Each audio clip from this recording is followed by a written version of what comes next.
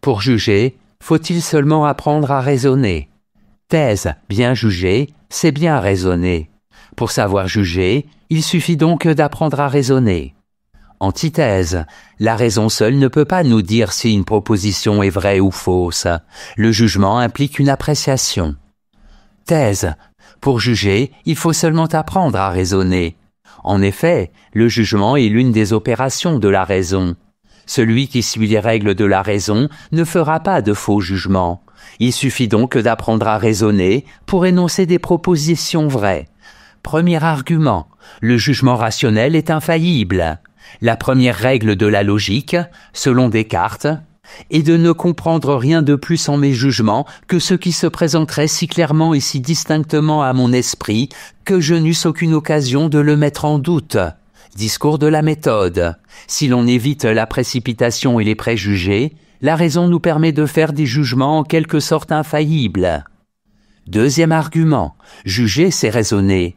Juger, en effet, c'est faire une observation qui correspond à la réalité. C'est ce que l'on appelle un jugement de réalité. Si je dis que la Terre est sphérique, j'établis un rapport entre deux idées, Terre et sphère, et j'affirme en même temps que ce rapport est vrai. Or, comment puis-je émettre un tel jugement, si ce n'est en raisonnant, c'est-à-dire en observant et en faisant des calculs? C'est bien la raison qui me permet de juger. Troisième argument, la raison aide à juger. Admettons qu'un jugement soit difficile ou impossible à faire. Par exemple, dans le cas d'un médecin qui doit déterminer la cause d'une maladie, ou d'un juge qui doit statuer sur une affaire criminelle compliquée. Même si la vérité est incertaine, c'est encore la raison qui permet, en fonction des probabilités, d'émettre le meilleur jugement possible. En bref, juger est une opération de la raison. Il suffit de suivre les exigences de la raison pour savoir juger distinctement, pour ne pas prendre le faux pour le vrai. Antithèse. Pour juger, il ne faut pas seulement apprendre à raisonner. En effet, la déduction rationnelle ne suffit pas pour émettre un jugement sur la réalité. Tout jugement, même dans le domaine de la science, implique, outre le travail de la raison, une appréciation personnelle, un choix subjectif. Premier argument, le jugement implique un choix. Descartes oublie que de nombreuses idées ne se présentent pas clairement ni distinctement à notre esprit. Parfois, au terme d'un raisonnement, l'on ne peut pas trancher entre plusieurs explications, savoir, de plusieurs solutions, quelle est la vraie.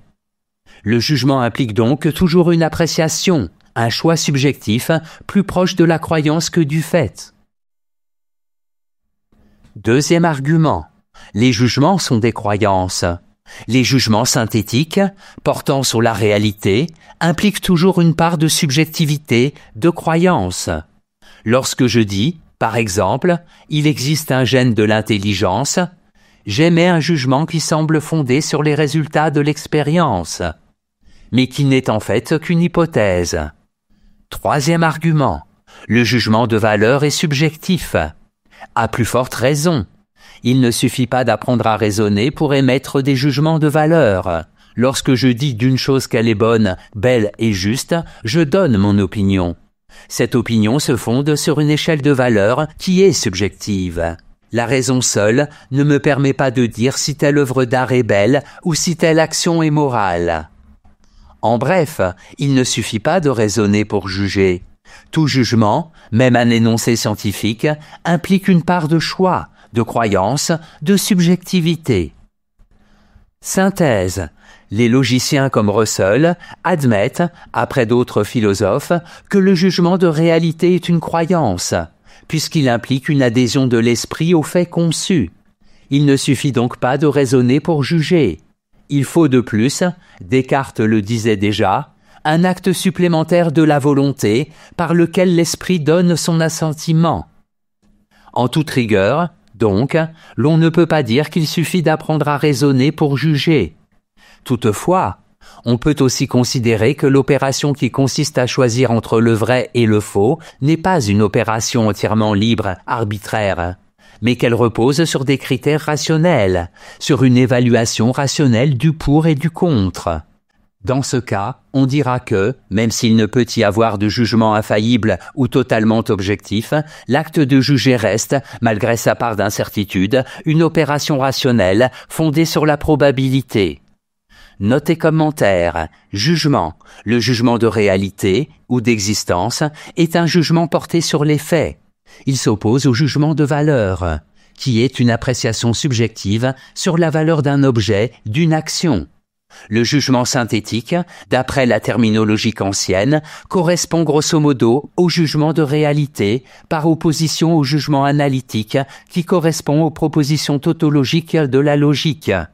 Proposition dans laquelle le prédicat est contenu dans la définition du sujet. Par exemple, un triangle à 3 angles. Citation.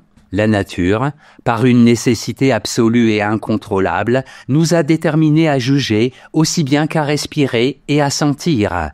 David Hume, Traité de la nature humaine.